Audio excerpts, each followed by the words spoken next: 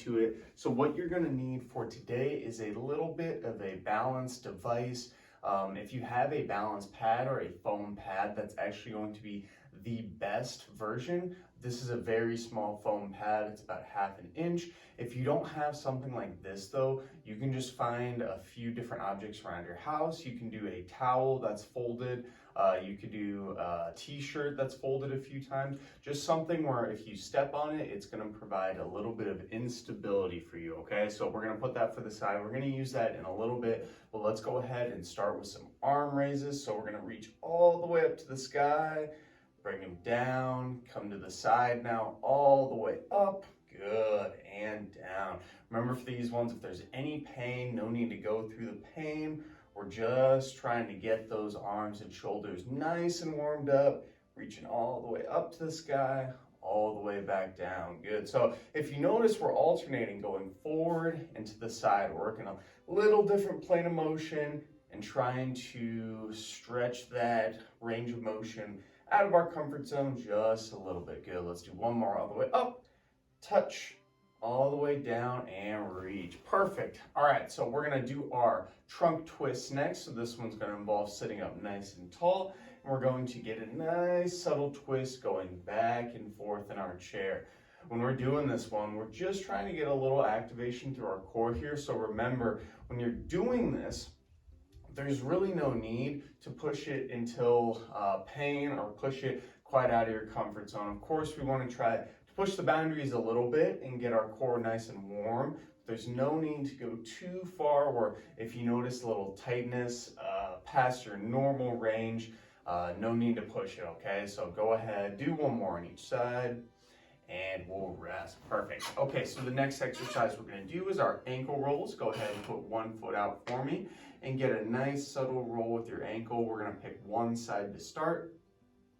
Again, nothing too crazy on this one, just get some nice blood flow through that ankle. Let's go ahead and switch directions. So we're gonna do the same thing, just opposite direction. And you'll probably notice with that opposite direction, it's not quite as easy. I know when I go against the grain with my ankle twists, it feels like my ankle's not quite functional there. So go ahead, give it a shot.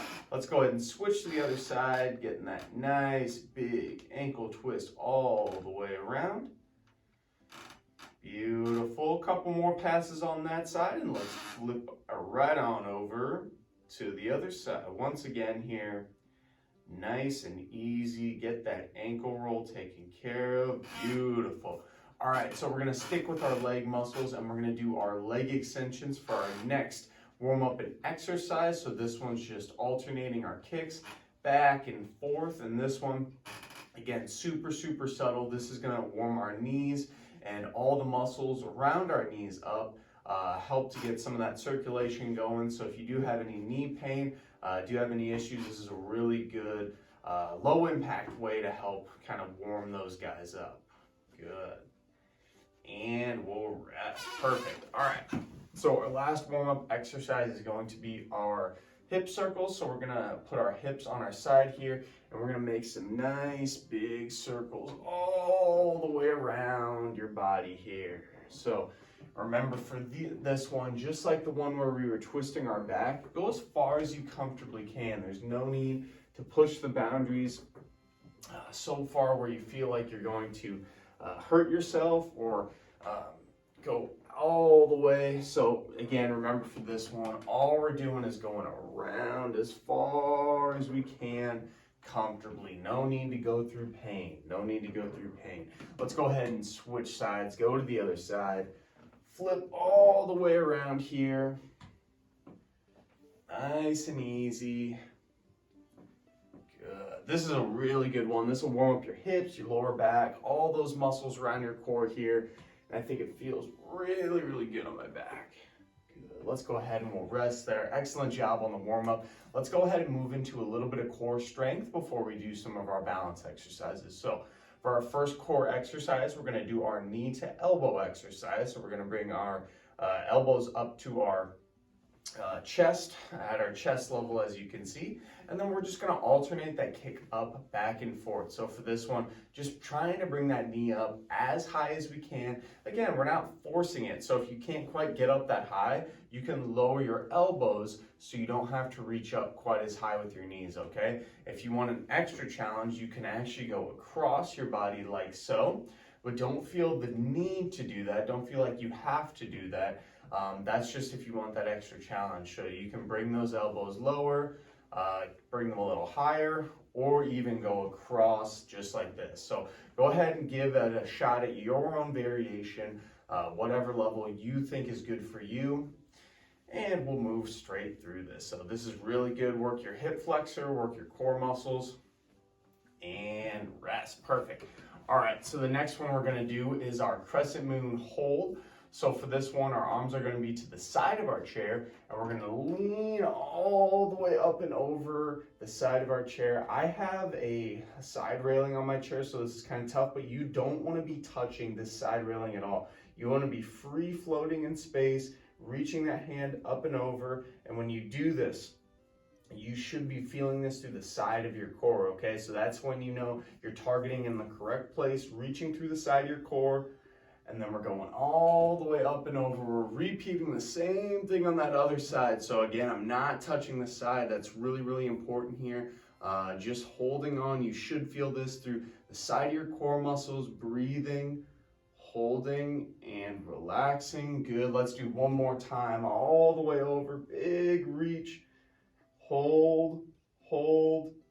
Good. One more time. 5 good seconds. We're breathing and holding, not touching that side. 5, 4, 3, 2, and 1. Perfect. All right. So the last exercise we're going to do is some flutter kicks. So for this one, we're going to have both of our feet straight out in front. Our back's not going to be on the back of the chair, so we're not leaning back. And then all we're going to do is for 30 seconds, try to get a nice little flutter here. Keeping our body sitting up nice and straight, our tummy nice and tight when we're doing this. And also we want to keep those legs nice and straight too. If you find this too difficult, you can have both legs on the ground and just alternate the kicks up, back and forth. If you find that you can't actually hold your legs up that whole time, just start them on the ground and do a nice subtle kick back and forth, okay? So nice and easy here, big, big, big kick. And relax. Perfect. All right, so we're actually going to move up into our standing position now. Again, remember, for your standing position, always have that chair near you in case you need it to give you a little bit of extra stability and support. We have our balance pad right here. We're going to use it in just a second. But I always like warming up with our balance hold. So we're going to start with our feet hip width apart. Just kind of take note of where your balance is today. Is this easy for you? Is this difficult? If it's easy for you, you can bring your feet in just a tiny bit. So we're now having our feet touching together. This is kind of another level of balance. So again, feel for yourself. Are you wobbly here? How do you feel today? This will really make you take note and kind of allow you to make adjustments to your balance as needed. If this is easy, feel free to bring your feet all the way to that heel to toe position. That's going to be your most challenging position. Again, if any of those are too hard, if the heel to toe is too hard, feel free to just stay at that beginning position. So again, remember, feet hip width apart, feet together, and then slightly staggered, and then all the way staggered. So both feet going, whoops. Excuse me. Clearly, I need to go back in my progression today. So both feet together is going to be that standard that we're shooting for, okay? Go ahead and let's repeat on the other side. So again, remember, feet hip width apart. And then for that start, you're going to feel your balance, kind of check, going left, right. How do you feel? Again, if that's easy, feel free to bring both of your feet together. Nice little shifts can kind of gauge you a lot and tell you a lot about how you're feeling on that balance. If that's easy for you, you can slightly stagger them. And of course, going all the way to that heel to toe, that's going to be your hardest position for the day. And this is why I like to do this. Today, I noticed that my heel to toe hold is actually a little bit more difficult than normal. So sometimes when you sleep rough, sometimes just based off the day, you may not have quite as good steadiness on your feet. So that's why it's really important to do these kind of warm-up drills. All right, so next what we're gonna do is a single march on 1 foot. So for this one, you're gonna have that balance pad below 1 foot, and we're gonna actually do a very slow march, but it's only gonna be on that 1 foot for the balance pad. We're gonna repeat on the other side, but doing this offers you just a little bit of instability on that one side, but then when you come back to that other foot, it's a little bit easier. So it gives you kind of a little bit of dipping your toes into the balance aspect of using a balance pad, but not too much where it's overwhelming and you feel like you're gonna fall, okay? So this is a really, really good warm up. We're gonna do one more on this side. Let's go ahead and we'll actually switch to the other side. So switching our feet here, and again, doing that same thing, just trying to get our balance still a little warmed up. Doing it on that single leg still offers a little bit of, not resistance, but a little bit of difficulty when it comes to balance because of that instability. But then right when you come back on that other foot, it's gonna feel much, much easier. So this is a good way to warm your balance up, make it a little bit easier on yourself. Beautiful. All right, let's go ahead and we'll rest on that exercise. What we're gonna do next is a single tap. So you're gonna be on 1 foot. That one stable foot's gonna be on the balance pad. So it's gonna be my right foot here. And then what I'm gonna do is just with that other foot, just do some nice light taps on the ground, okay? So when I'm doing this one, I always tell people you want about 70 to 80% of the weight of your body in the stable foot. So the foot that's on the balance pad, that's the one that's going to be nice and stable. That other one is just getting some taps, and I'm not even moving my foot on those taps. I'm just really checking myself, still getting some good strength and some good balance stability through that one leg. But again, that tap makes it a little bit easier. Let's go ahead and we'll switch sides. So again, I did my right foot first, move into that left foot, and slowly going with those taps. So your foot, it's just gonna be a little bit out in front of you. You don't need to bring it out too much when you're doing this one. So just getting those nice, light, easy taps, one side. And we're doing this about 15 to 20 seconds on each side. Good, good, good. Remember, you want 80% of your weight in that stable foot. So you shouldn't be leaning forward too much. Should be getting it nice and easy. Perfect. All right, I'm gonna move this aside a little bit. And again, I always say to have that chair near you in case you need it. The last thing we wanna do is hurt ourselves when we're doing this, so having a chair is nice and good. All right, so for this next one, I switched back to my right foot being the foot on the balance pad. And then what we're gonna do is a long step forward to the side and behind us, okay? So I'm going to take a big step forward, big step to the side, and big step behind me. So you're kind of working a clock here. So you're going side, forward, side, back. And again, just like that last one, most of the time your weight's going to be distributed into that foot that's on the ground and into that balance pad. But for a split second, you're going to be able to rest and kind of check yourself when you're doing that big step. And I will say too, the longer and bigger your step is, the more difficult this is gonna be for you. So give it your best shot. Try to challenge yourself maybe a little bit and get a slightly bigger step than you're maybe comfortable doing. Good. Let's go ahead and we'll rest on that side. We're gonna flip to the other side. I'm gonna move my chair a little bit more. I got some more space. And again, we're doing those big steps. So forward, to the side. It's a little tricky with my chair there. And behind, good. So if I were you, I don't have that much space down here, I would flip my chair to the other side in a normal circumstance, but now this time I'm kind of trying to dodge it, make it a little bit tougher on myself. So the side of your leg that's swinging, you ideally want lots of free space, unlike what I'm doing. So again, feel free to move that chair around.